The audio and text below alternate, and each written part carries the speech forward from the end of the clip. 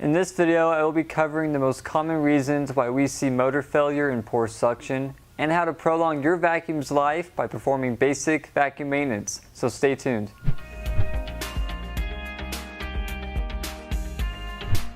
Let's cover the basic reasons of why your vacuum could be experiencing poor performance. You could have a full bag or dirt bin, you could have a dirty clogged filter, your head or hose could be clogged, maybe your brush roll is covered in hair, or you have seized brush roll bearings. So with that all being said, let's go ahead and perform the basic vacuum maintenance using this specialty maintenance tool. We'll be including this tool in most of the vacuums we sell, so let's get started. First, we will be covering how to change a full bag or dirt bin. Most vacuums will have a full bag indicator light, which is located on the canister, which makes it easy to know when to change. If your vacuum has a dirt bin, you can then use your eyes to see how full it is, then empty when you see fit. If your full indicator light comes on, but you check the bag and it's not full, you more likely have a clog in either the head, hose, or wand, which the bag sensor notices the suction has decreased and assumes the bag is full. If you see the indicator light come on but the bag is not full, you will need to check for a clog, which we cover later in this video. Any vacuum that isn't bagless uses a bag to collect dirt. To replace the bag, you'll need to locate the bag chamber. Once you have the bag chamber located, you will need to open it, which you can do so by button or latch. Once it's opened, it's straightforward from there. Remove the bag and throw it away. Get the new bag and install it, whether that's directly to the fill tube or bag holder. If your vacuum has a bag holder, make sure you don't throw it away. Just get your bag and put it in.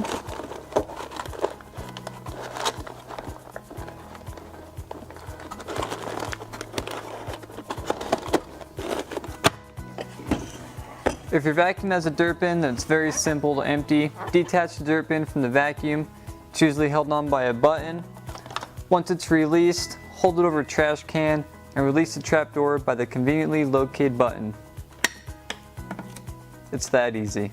Next up, we have dirty/clogged filters. If your filter is dirty or clogged, it will prevent airflow and cause the motor to overwork and overheat, which will cause the motor to turn off for safety reasons. Most vacuums will have a pre- and post-motor filter, and you can find them behind a cover or within the bag chamber. You'll want to check both filters and clean them if they look dirty. To clean them, you'll first want to remove them. Once removed, give them a good smack on your hand or wall to remove loose dirt or debris.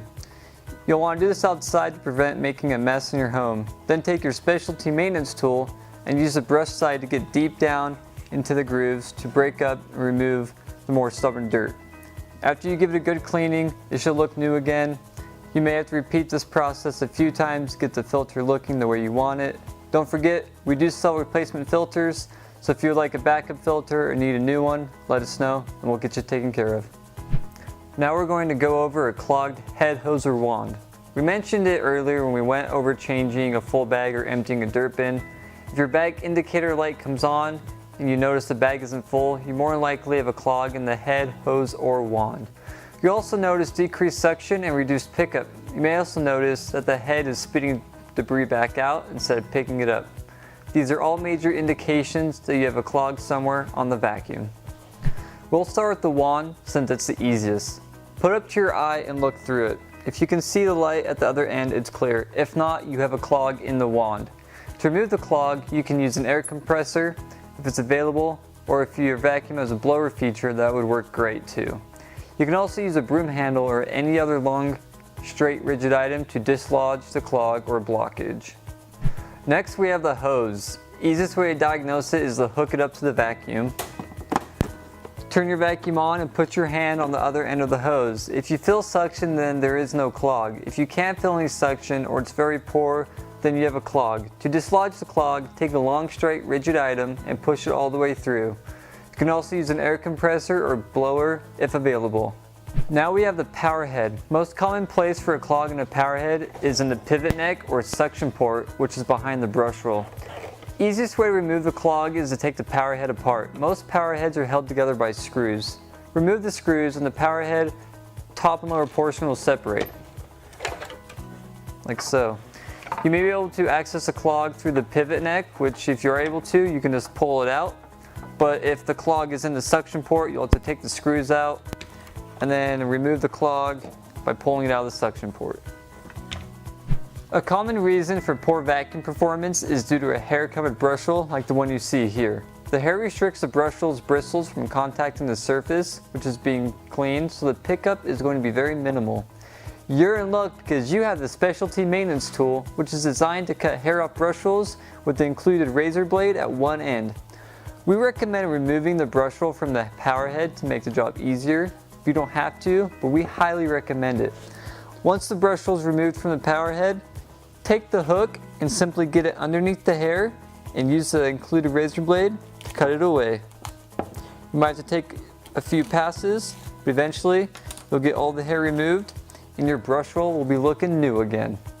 Wow, look at this brushel. Thanks to the maintenance tool, I got all the hair off and it looks new again. The last common problem we'll be covering is seized brushel bearings. Seized brushel bearings will prevent your brushel from spinning, which will result in the dirt or debris to not be picked up.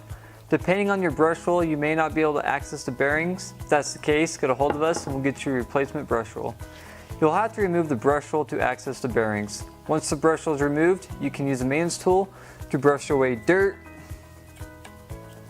or use the razor blade to get rid of unwanted hair or fabric. Alright, that's going to be it for this basic vacuum maintenance video. I promise you, if you take care of your vacuum, it'll take care of you and last years to come. You would be amazed of how many vacuums we get returned to us due to people lacking on the basic maintenance I just covered in this video. We sell parts and supplies for most common high-end vacuums. If you need something, get a hold of us using the email in the description below and we'll get you taken care of. And be on the lookout for the specialty tool that we'll be including in most of our vacuums. Don't forget to like, comment, and subscribe. If you love keeping your house clean, then click that bell icon to stay notified of all our new videos. And thanks for watching.